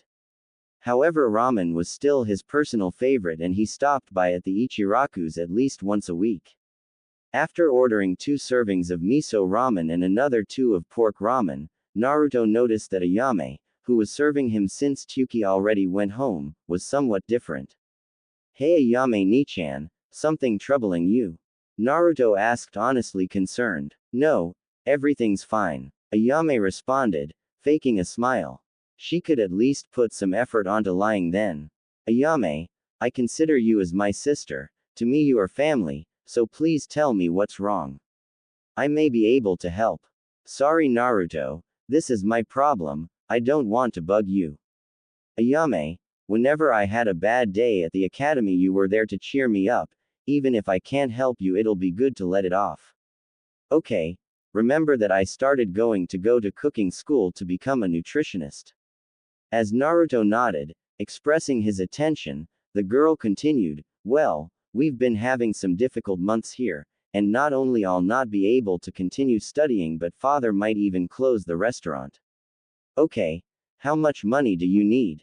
Naruto, I'm talking about serious money here, you won't be able to afford to help, I appreciate your intentions but it's time to let go. Ayame please, how much do you need to help the restaurant and complete your studies? 25,000 ryo to school, 50,000 ryo to restaurant, total, 75,000 ryo. Ayame replied, sighing. No problem, I can afford that. Naruto replied nonchalantly, causing Ayame's eyes to jump of their sockets. How did you get so much money? Please tell me you aren't selling drugs. What? No, I'm a shinobi. Naruto said proudly pointing to his headband. I completed a mission and received 150,000 ryo. I don't mind paying to help you. Still, you need to talk to dad before we accept. Okay, about your studies, I can give you the money as a gift, I only want 2 things from you. Naruto, no matter how much you pay, I won't have with you. Ayame said narrowing her eyes. Whaat. Naruto said blushing. You asked me to do 2 things for you, probably, or a blowjob. The brunette replied, causing Naruto's blush to achieve a blood-red tone, and a small nosebleed to appear. No, I never said that, why everyone in Konoha is a pervert. Heck, you're like my older sister, geez. Usually when a man offers money to a girl, asking for a favor, he usually means. Ayame replied, well, I'm not like most men. So you're one of those happy guys? Ayame interrupted Naruto. As the genin failed to understand the meaning of her words, she continued, you know, a man, who likes other men. No, you're confounding me with Sasuke Tem, I'm straight. Deciding to finish business before Ayame mentioned again, he continued. The 2 things I wanted to ask you are for you to help me with a diet for free and to go shopping with me tomorrow. Shopping? Ayame said, her eyes suddenly twinkling. Yes, I decided to change my style now that I'm a shinobi, I figured out I could use a girl opinion. Well, Naruto Uzumaki, you got yourself a deal. The assignment day. Naruto woke up late. Why? He learned in the hard way that when you get into a situation where girl and shopping exist in the same sentence, you must leave everything behind and run. Run like your life depended on it. Run like Orochimaru wanted to become buddies with you. Run like an Uchiha when you see Tobirama. Run like an Iowa shinobi when you see the yellow flash. Run like a Nara when you see work. Just kidding. Naras don't run, it's too troublesome. Closing parenthesis. Well, you get the point. Naruto spent 12 hours with Ayame. What started to simple get together and go to Higarashi's weapons turned out to be a visit to the hairdresser, then a visit to several female clothing stores, then a visit to the Ichiraku's house to discuss how Naruto could help old man Tuki, and finally an expensive dinner at one of those overpriced restaurants. Should have asked Yugao-san for help instead. 12 hours later and 110,000 ryo short, Naruto couldn't help but feel drained. He was happy to reach an agreement with old man Tuki. He ended up buying 25% of the ramen stand with his 100,000 ryo, effectively making him a co-owner of the place. The other 10,000 ryo were used buying clothes, weapons, getting a new haircut, buying Ayame a dress. He was still trying to figure out how she convinced him to do that. Must have been the puppy eyes no jutsu, and paying for dinner. Naruto was happy with his choice of clothes. They were somewhat cool, but still durable and light, so he could move freely. He also replenished his weapon stock and placed an order for a custom-made katana that would be ready in a month's time. Naruto considered his haircut somewhat cooler than his previous one, but still was practical, the main reason he opted to modify his hairstyle. Naruto now wore black shinobi sandals, with metal toe caps so his toes weren't exposed to attacks from projectiles like Senbon or arrows. The sandal itself was made of a more resistant type of rubber than the one used in the standard issue, providing more durability. He wore black Anbu pants, which tightened around his calves but still were loose enough for him to move without losing any speed or momentum. On his right tight, a modified kunai holster to also hold shuriken was strapped with white bands. Naruto opted for this modified version so he could quick draw shuriken as well, even though there wouldn't be too many available. Since he never really was a fan of shuriken jutsu, he decided to go for effectiveness instead of sheer number. He wore a black simple jacket, which he maintained closed, with a single orange strip running from each shoulder to the end of the sleeves. He also emboldened the Uzumaki clan insignia on the back of his shirt. Even being a full-sleeve jacket, Naruto wore it with half-folded sleeve running until his mid-forearm. He decided to not buy an armor of kind since he usually preferred to engage the opponent's mid-range and his taijutsu instances were heavily biased towards evasion, so speed was chosen in detriment of armoring. Underneath the jacket Naruto wore a mesh t-shirt, chosen to give some extra protection. Naruto's new hairstyle was a slightly shorter variation of his previous one, which he wore as a side-swept haircut. He decided for this option since the Ayame, and even himself by a lesser extent considered to be kind of ugly. By side-seeping it he could prevent his bangs from falling onto his eyes, even if somehow he lost his headband. Finally Naruto resolved his Hitai-8 dilemma by wearing it as a headband. This choice was that wearing it as a headband instead of a armband not only he could get a protection in his forehead but also his arm's movement wouldn't be slightly restrained by the armband form. He changed the clothing from blue to black, to be more undetectable at night. Quite happy with his new look, Naruto made his way towards the classroom, hoping to not be late. Upon entering the classroom, he realized that he wasn't late, but his new wardrobe attracted some people's attention. Choji Akamichi, Shikamaru Nara and Kiba Inuzuka, his closest friends, looked at him quizzically before stopping as Naruto gave them a "we'll talk later" look.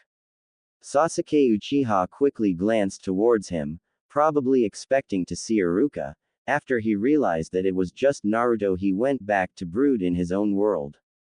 However, Sasuke's action wasn't unnoticed by his closest two fangirls, Sakura Haruno and Ino Yamanaka. Both girls turned out to see the new Naruto and both lightly blushed. "Oh Kami, Naruto looks hot. The blonde fangirl though. Is that Naruto? He's handsome." "No, perish this blasphemous thoughts. I like Sasuke, not Naruto. The pinkett though. Cha, what a glorious piece of meat." Inner Sakura added. Finally, on the corner of the room, Hinata Hyuga was trying her hardest to not faint, but as Naruto made eye contact with her, those efforts went to waste, as she passed out. Naruto wanted to seat near his friends, however there was just one available seat, on the end of the class. Making his way towards the seat, Naruto was thankful that he went shopping. Judging by the blushes of the girls in his class, it seemed that his new wardrobe caused quite the impression. Taking his seat, Naruto realized that he could see the entire class from his spot.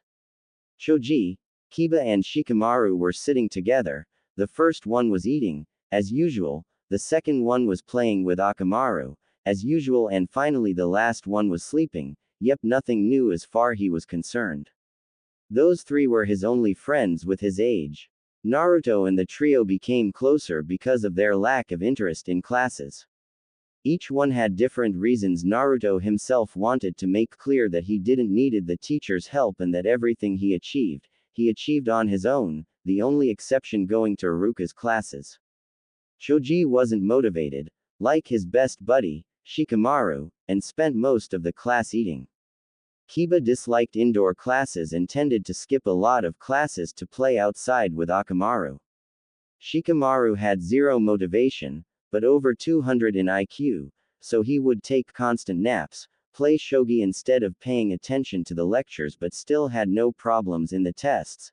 Actually, Naruto was pretty sure that if Shikamaru wanted, he could easily become the Rookie of the Year, but quoting Shikamaru himself, it was too much troublesome. Naruto's closest friend was Shikamaru. They would slack off together, and sometimes play shogi, with Shikamaru actually having to make an effort to win. After befriending Shikamaru, Choji came next. The boy was nice and a loyal friend and naturally became Naruto's friend. Naruto's relationship with Kiba was a bit more complex. At the start, Kiba didn't see eye to eye with him, mainly because that when Naruto stopped being sabotaged by the teachers, he quickly surpassed him, making Kiba the dead last in class. However, they would constantly skip class, and occasionally pull pranks. Kiba stopped resenting Naruto for surpassing him and decided that his grades were his own fault. Naruto even helped Kiba with school work once or twice. Due to their kinship with the dogs, the Inuzuka clan was considered one of the most loyal clans on Konoha, and Naruto was happy to have such a loyal friend. On his right corner sat Shino Aburame, who was just Shino. He was the good kind of stoic. He treated well those who treated him well and never bothered anyone. But due to his reclusive nature, a shared trait amongst his clansmen, he never really talked with Naruto on a personal level. Naruto's attention quickly changed to the still passed out Hinata Hyuga, the heiress to the Hyuga, the strongest clan in Konoha. The Hyuga were the traditionalist kind of clan, their division in main and branch houses being one of those so-called traditions. Hinata was unlike the rest of the Hyuga, which meant she didn't acted like she had a 5-foot pole shoved in her. Actually, she was kind and caring with everybody. Hinata's biggest weakness was his lack of confidence, that made her look weak to her clan, that began to criticize her and therefore making her more unconfident. Naruto, after being forcibly retired by the Ed class, decided to learn by studying the Ika Ika book series. If that was his most brilliant or his stupidest idea, Naruto wasn't yet sure, but the fact is that by judging by her actions towards him, Naruto came to the obvious conclusion that Hinata had a big crush on him. Naruto was first overjoyed when he learned that a girl liked him that way, but after researching about the Hyuga, he saw that there were no prospects of a future relationship between him and Hinata. The Hyuga clan practiced some mild inbreeding to keep their bloodline clean, and there were some few documented cases of women being married off to another clans, much less this woman being the heir. Even though the prospects of a future relationship between Naruto and Hinata being almost inexistent, Naruto really cared about the heiress and hoped to help her with her confidence issues. Next was Ino Yamanaka, one of the prettiest girls in the class, one of the prettiest girls in Konoha. Naruto had a huge crush on her, but combining his newfound dedication towards shinobi training and Ino being one of Sasuke's most avid fangirls made him forcibly end his one-sided crush. Unlike most of the girls in class, Ino came from a shinobi clan, actually being heir to the Yamanaka. Due to that she didn't openly despise Naruto like the girls from civilian origins. They weren't friends, but due to Naruto's closeness to Choji and Shikamaru, they were on speaking terms. The only thing Naruto disliked about Ino was her fangirl attitude about Sasuke, that in his opinion hindered her growth. Deeply inside Naruto, despite his neutral attitude towards the blonde, cared a lot about her. Romantically speaking, Naruto still had a bit of a crush on her, but he hid extremely well. Despite all those qualities, the girl who Naruto had his biggest crush wasn't Ino, actually it was her rival friend. Sakura Haruno was Naruto's first crush, actually Naruto's first love. Unfortunately it was totally one-sided, and Naruto never felt the right moment to make a move on her. After undergoing a change of personality 4 years ago, Naruto hoped that his crush on Sakura would end. Boy, he was wrong. Before seeing the world with his newfound wisdom, Naruto liked Sakura because she was pretty, she had a lovely pink hair and a cute forehead. The new Naruto saw a girl that was extremely talented, with a masterful chakra control and that managed to be the top kunoichi in class, in front of 2 clan heirs despite her civilian handicap. Now Naruto was truly in love. But he knew better. She liked Sasuke, her crush on the emo being even bigger than Ino's. She was a civilian, her parents probably hating him. So Naruto decided to do what he did best, mask his feelings. During 4 years, Naruto never spoke a single word to Sakura, hoping to someday finally stopping loving her. He felt that his love turned back into attraction, but deep inside it was still there. Finally, Sasuke Uchiha, aka Duck Butt Hair, aka the Emo Avenger, aka Sasuke.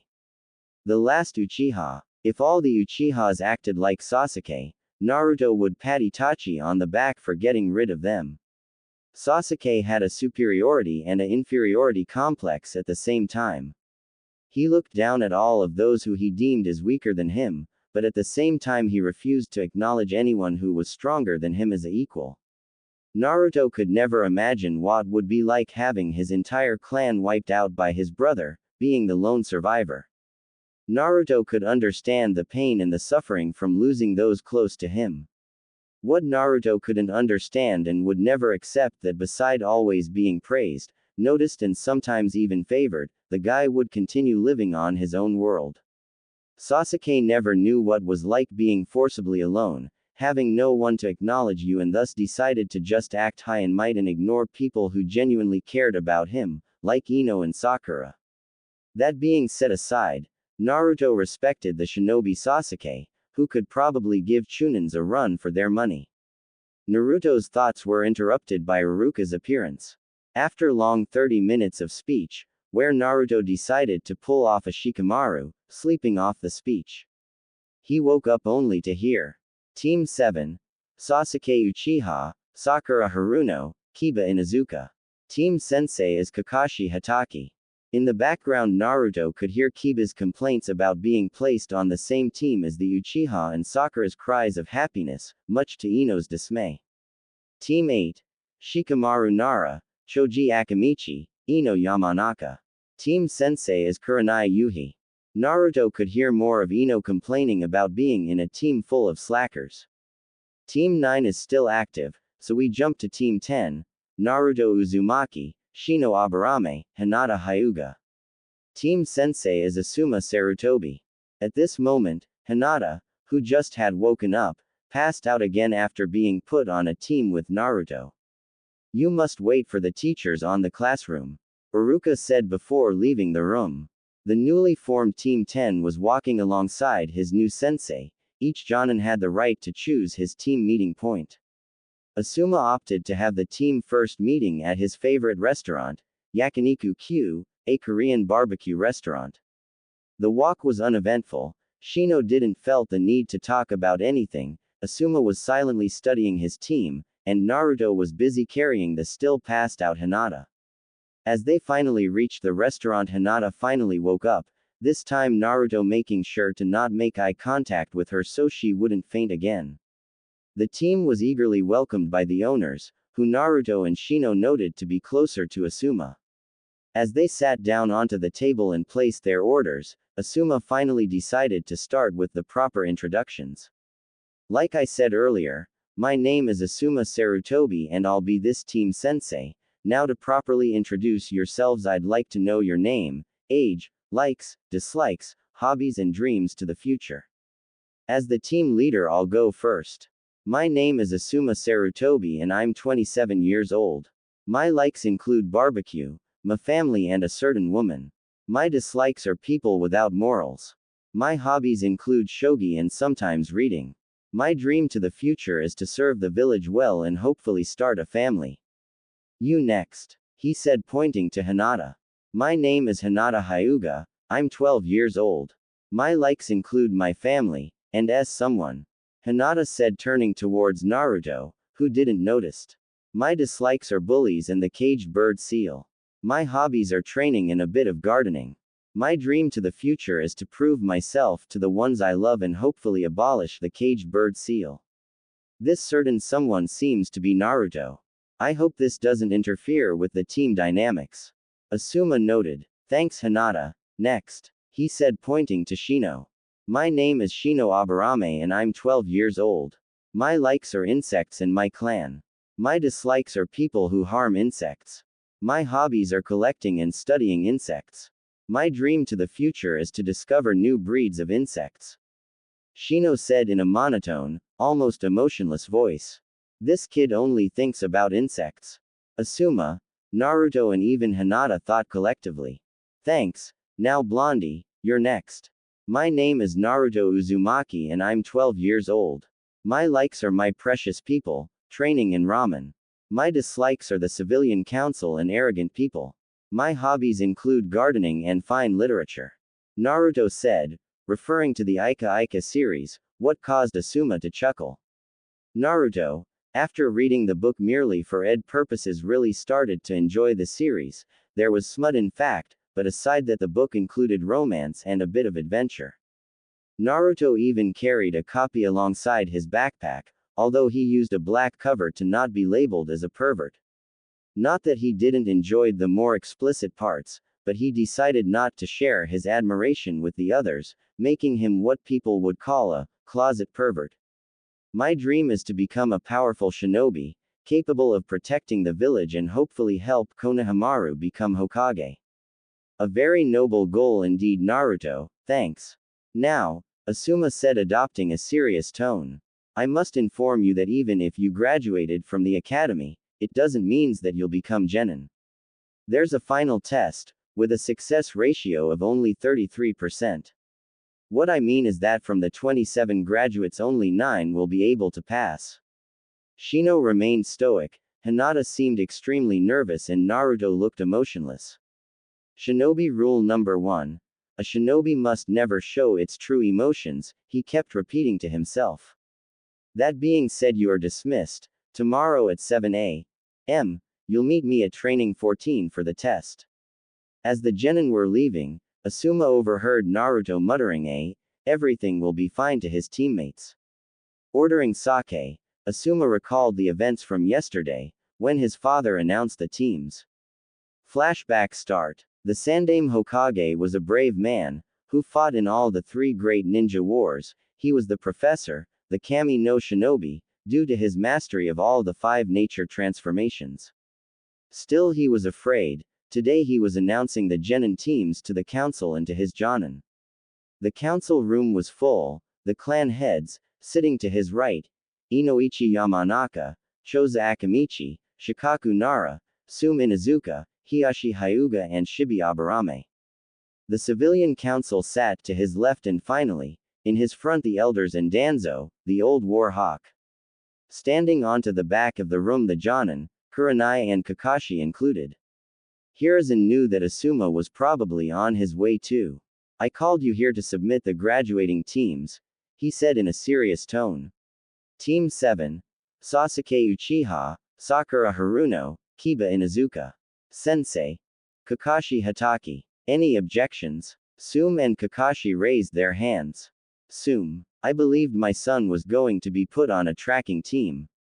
I decided to give Team 7 more presents, with Kiba tracking possible threats. Besides, Kakashi specializes in the use of Ninken and will be able to teach him a thing or two. Sume just shrugged. Makes sense, I guess. Now, any objection on this team, Kakashi? No, but I believed I asked for Naruto Uzumaki as well. In the background, some members of the civilian council began the sporadic hostile speech against Naruto, but they were quickly silenced by the intent coming from Kakashi and the Hokage himself. Yes, but I decided to assign him to another team that will put his abilities in full use. Hiruzen said, throwing a, I'll further explain that later, look to Kakashi. Team 8.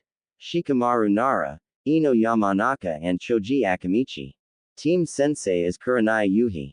Objections. This time Kurenai raised her hand. Hokage-sama, whilst I don't openly oppose to training this team, I believe I personally asked for Hinata Hyuga to be on my team.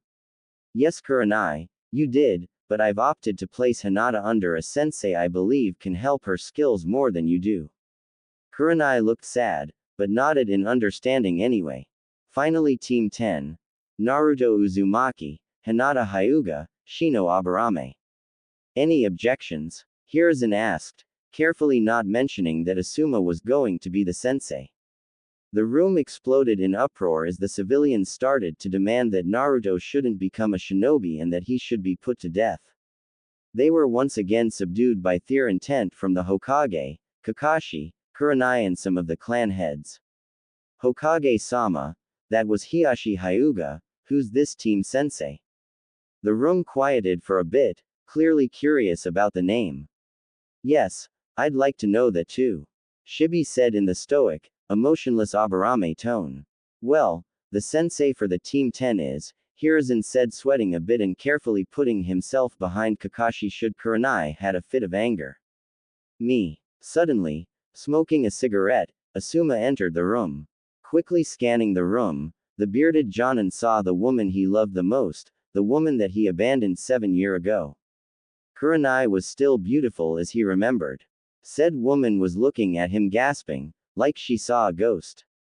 For 1 second, that seemed to last forever, their eyes locked and suddenly it was just Asuma and Kurenai, ignoring the entire world around them.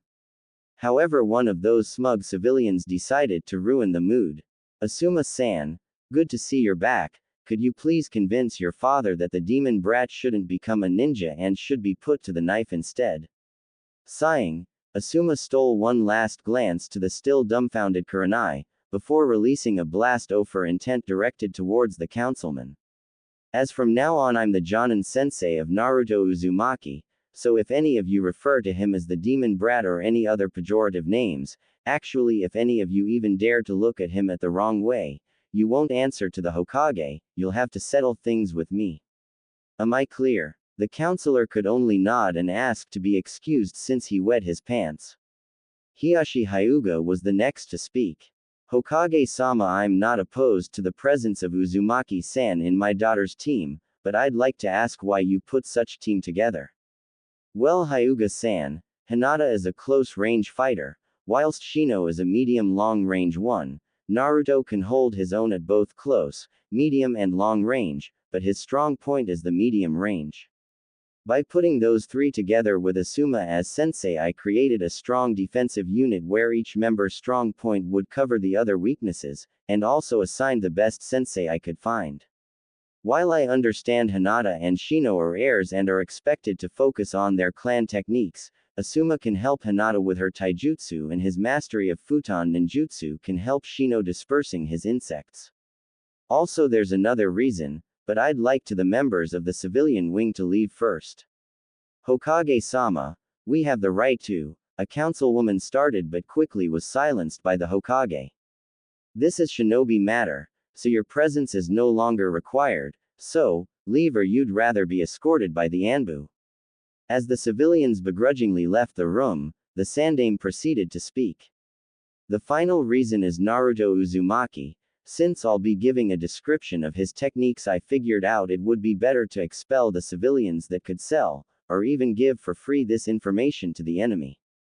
1 week ago, Naruto Uzumaki completed his first official mission, AA Ranked 1, consisting of the capture of an enemy spy that was acting as a teacher at the academy. The details of the mission and the identity of the spy are classified for security measures.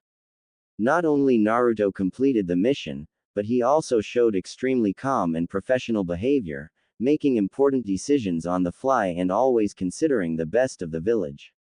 He can use Kaden as good as Sasuke Uchiha can, and has shown some proficiency on Kenjutsu. However, his natural affinity lies with futon release, this being the reason I assigned Asuma with him. As you know, wind release is extremely rare in Konoha, where in the recent history only 4 people were capable of using me, Danzo, Asuma and the late Yondaime. Pertaining elemental interactions, Futon is weak against Kaden, but is strong against Raiden. Kumo is notorious for their employment of Raiden, so by properly training Naruto with Futon, we could have a defense against Kumo should they attack. Also by teaming him up with Hinata, who already suffered a kidnap attempt from Kumo, Naruto can provide her some extra protection considering she'll be performing missions outside the village. By the time Hiruzen finished his speech, the shinobi clans were pleased with the team arrangements and actually positively impressed by Naruto's skills. Asuma was making his way towards the exit when he was stopped by Kurenai, surprise gone from her face replaced by sheer coldness. Sarutobi-san, Hinata Hyuga has serious confidence issues and as her Jonin sensei you're expected to help her overcome those issues. Don't fail her, otherwise I'll have to use that jutsu. Asuma expression quickly turned onto a terrified one. Kurenai, you can't be serious, you can't use that jutsu on me. Try me, she said before vanishing on a shunshin.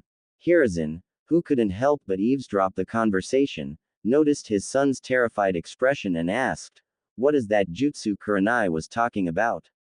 "Father, that jutsu is the only and one SSS ranked kinjutsu in history, don't ask me about it. Kurenai used it on me when she caught me peeking at another woman's 10 years ago, let's just say that I still have nightmares," he said, shivering as he remembered that jutsu. Flashback end. Well, now the fun begins, he said as he left the restaurant. Naruto was making his way towards his apartments when he noticed the door was open. Something is wrong. As he entered the apartment, readying himself for a fight, he felt a familiar presence behind him. "You know, kid, I'm not a fan of cleanliness, but I think you should really clean your apartment." Naruto turned out to see Asuma, smoking a cigarette, as always. "Asuma-sensei, I think you should stop smoking. I'm not a specialist, but I believe this smoke can really your lungs. As a shinobi we rarely live long enough to die of lung cancer, also I coat my lungs with chakra." Asuma replied shrugging. "I see, so any particular reason you decided to invade my apartment?" "No, just felt like it, now walk with me." The duo walked until they reached a small park, Asuma then stopped gesturing towards a bench. "Now for our talk," he said, sitting beside Naruto. "Naruto, my father talked a lot about you, actually you are the reason I decided to take a genin team." Naruto couldn't help but open a wide grin. "That being said, I could only teach you if I've taken the entire team, but I don't agree with that. You're the best shinobi in this class, even better than Sasuke, so it would be a waste of time if I decided to teach Hinata and Shino. Thankfully I've came up with a solution. Fail the exam tomorrow, then I'll take you as my only apprentice, I promise you that you'll be stronger than you've ever dreamt of." Naruto stood there looking at Asuma, maintaining a emotionless facade. "So what's your answer, Naruto-kun? You. Tomorrow I'll kick your and then I'll report you to the Hokage for even suggesting me that. It doesn't matter if you're his son or Konohamaru's uncle, tomorrow I'll show you no mercy and when I'm finished you'll wish you never left the capital." "Is that so?" Asuma asked with an amused smile.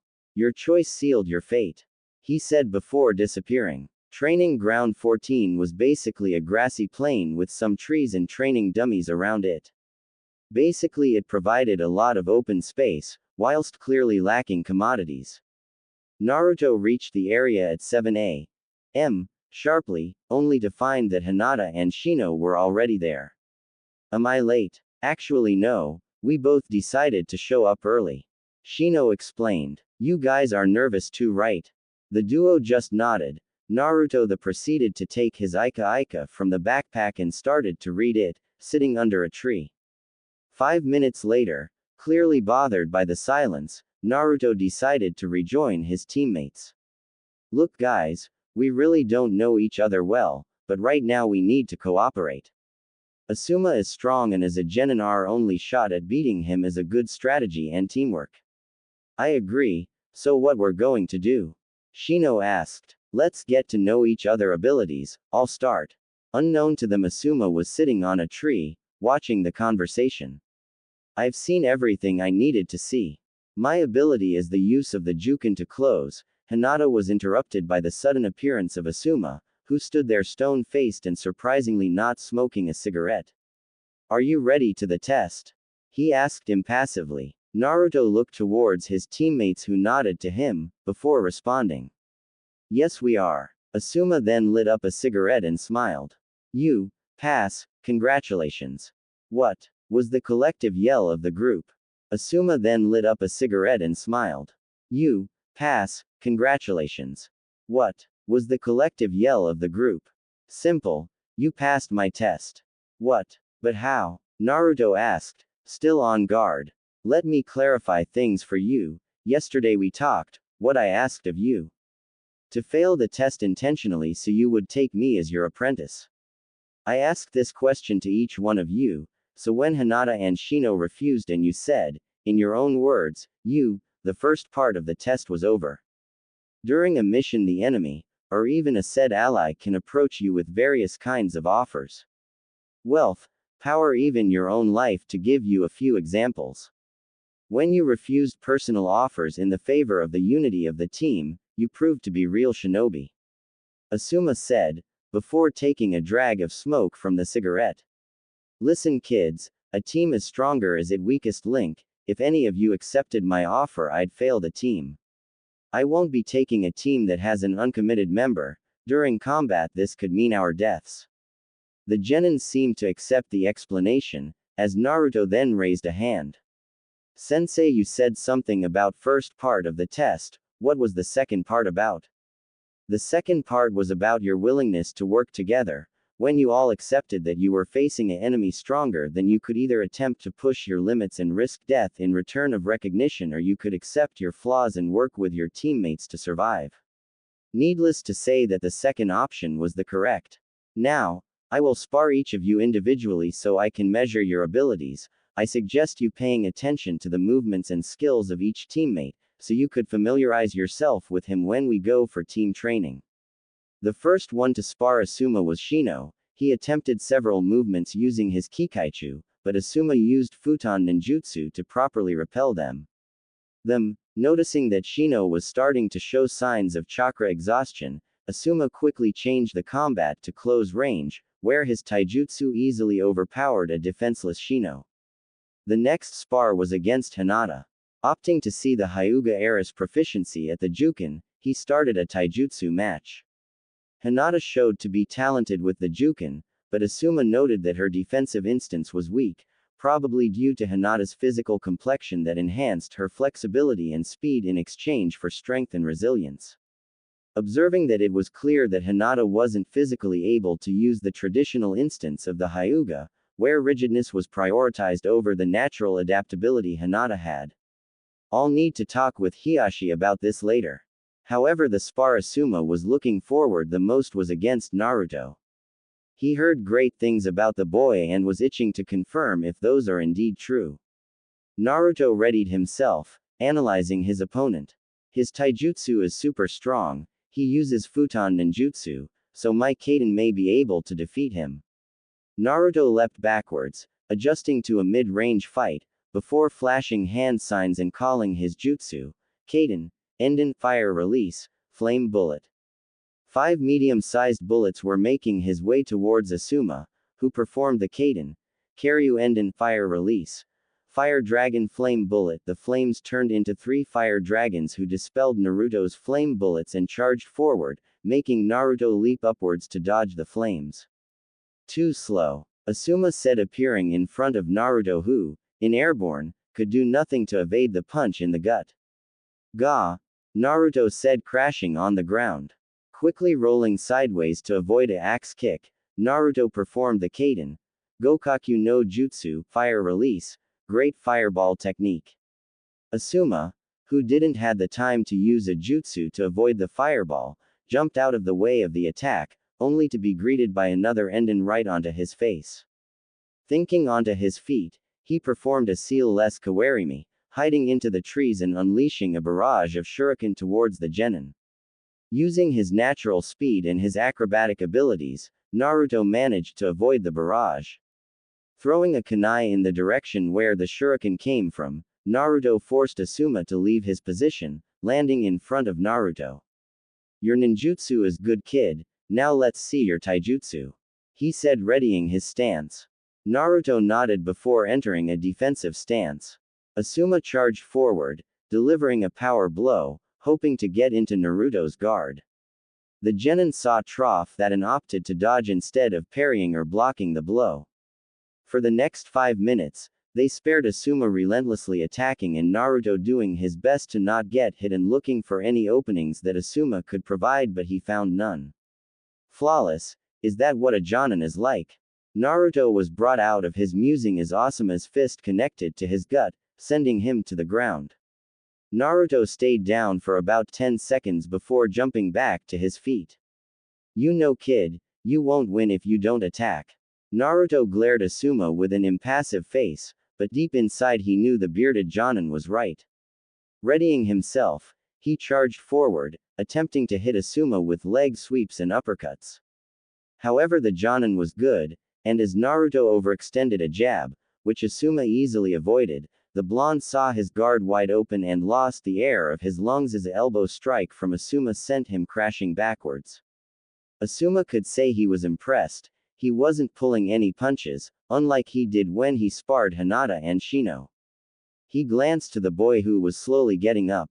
Said boy then got into a different stance, his feet were parallel and pointed towards the diagonal, there was no open base, his knees weren't flexed and his hands formed a defensive position at his abdomen level. Shortly, this wasn't any taijutsu style Asuma saw on the leaf. It, at first glance, looked extremely carefree, but Naruto seemed to know what he was doing. So Asuma charged forward, delivering a telegraphed punch to test the genin reaction. Naruto moved his neck, avoiding the punch before giving a kick to Asuma's extended arm. The jonin studied the blonde movements and he was sure that every martial artist would wince in seeing his movements. Fights like a thug, he thought. However, even not following any school of the martial arts, Naruto's taijutsu was surprisingly effective.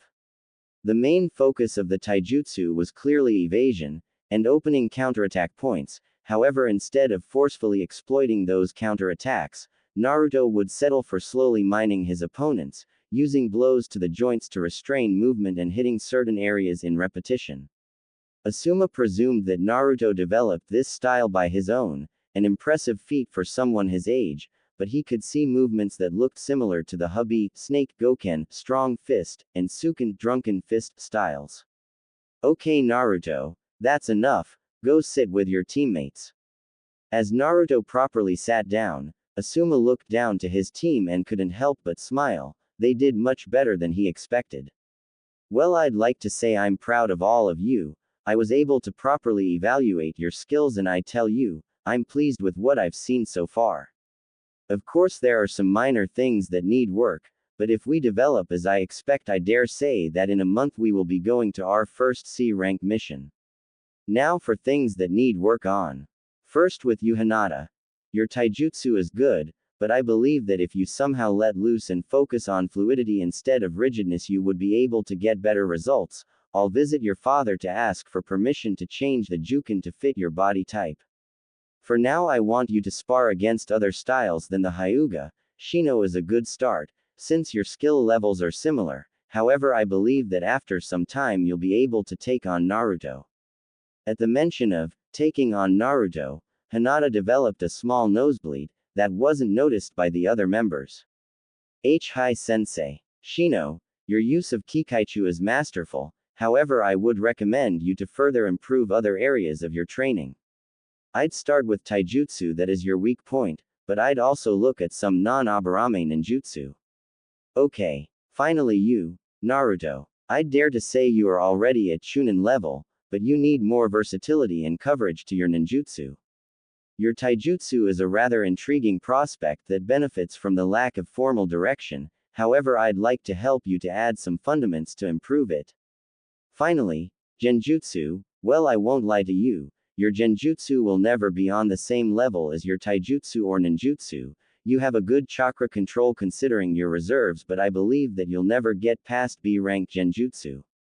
However, you are easily a target for genjutsu, so I'll also teach you how to dispel high level ones. However, skill wise I believe you're the strongest rookie in this year's graduating class, despite of what others try to say. Asuma then proceeded to make a training schedule. He would take in the week to drill the team in teamwork and tactics. Also each member would have a day where they would individually work with Asuma whilst the others sparred against each other and completed personal assignments given by Asuma. Finally, the last weekday would be reserved to the team spend in their clan compound, learning their personal techniques. As Naruto didn't have a clan, it was decided that he would use this final day to work with Asuma. Weekends were reserved for mild personal training and mainly recuperation, since Asuma assigned individual physical trainings that would be difficult for the first few weeks considering they were transitioning from academy students to fully fledged shinobi.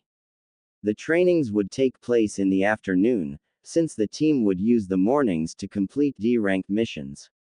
During Mondays, Hinata would train with Asuma, Tuesday was Shino's and Wednesday Naruto's.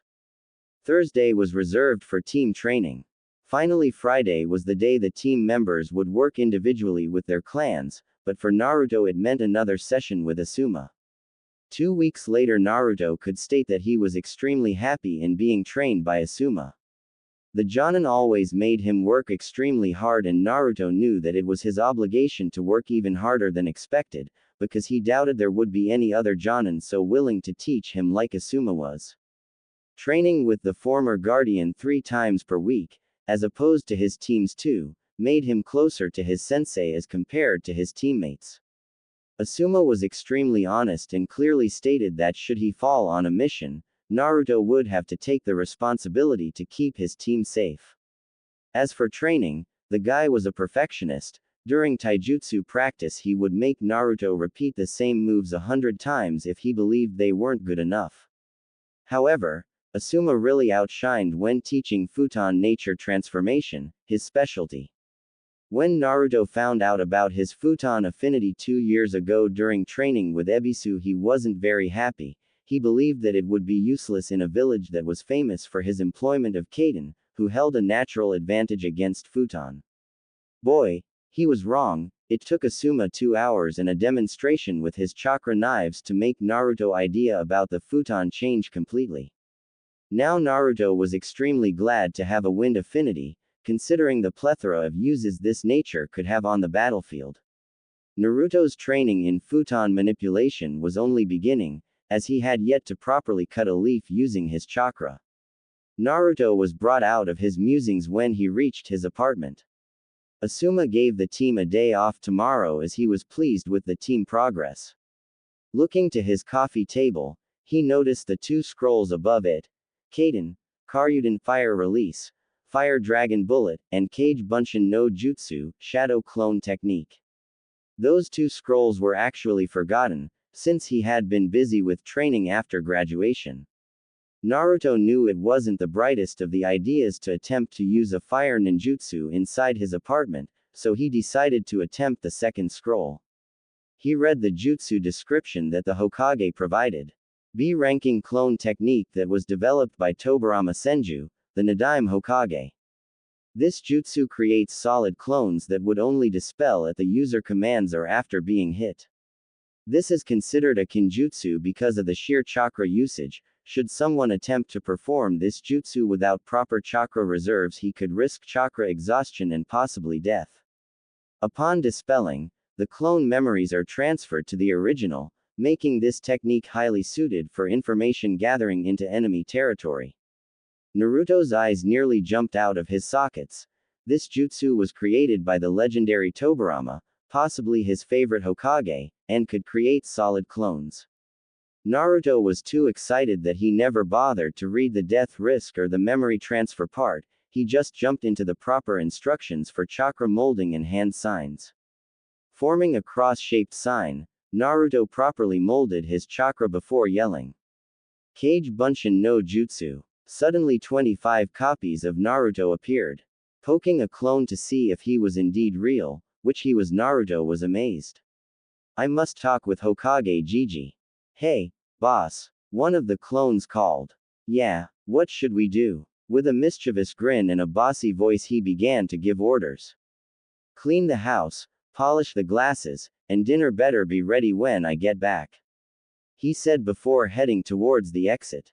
As he was making his way towards the office, he passed by a certain flower shop. Ino Yamanaka was bored. She couldn't believe she would say that, but she missed the academy. Nothing wrong with her teammates. Shikamaru and Choji had their flaws, a whole lot of flaws, but they were reliable. Also, she enjoyed talking with Kurenai. She was a strict teacher, but everything she did was for her best. Kurenai approached her on her first day as a genin to try to pry off her fangirlish tendencies, and whilst Ino didn't abide of them completely, she was beginning to see that there was life beyond Sasuke. Not seeing the Uchiha since graduation definitively helped too. But she was bored. Why? Lack of eye candy. Choji and Shikamaru were far from attractive. Working in a flower shop was another complication. Every attractive guy that set foot there was already taken or was planning on asking a girl out. Ino sighed. It wasn't like the boy of her dreams would suddenly walk through the door. Ring. The bell announced another customer. "Welcome to Yamanaka Flowers, how can I help you?"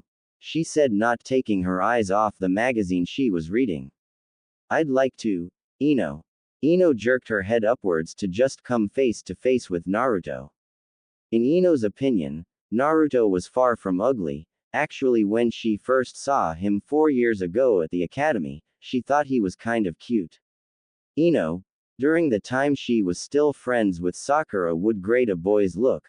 Sasuke obviously was AA+, Naruto by this time was graded by the girls as AB, which was above average. Having Kiba, Shino and Choji in the class didn't do any wonders for the average rating.